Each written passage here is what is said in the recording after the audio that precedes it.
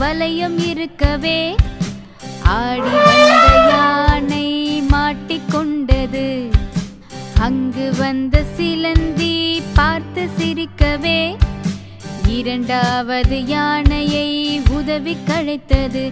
இங்கே வா, இங்கே வா, இங்கே வா,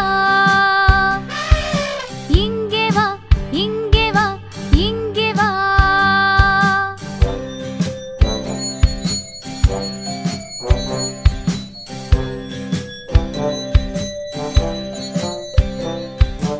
இரண்டு குண்டு யானைகள் பவனி சென்றது. ஆடி ஆடி ஆடி நடந்து சென்றது. வழியில் மிகவும் பெரிய குளமும் இருக்கவே ஆடி வந்த யானை சறுக்கி விழுந்தது. அங்கு வந்த குரங்கு பார்த்து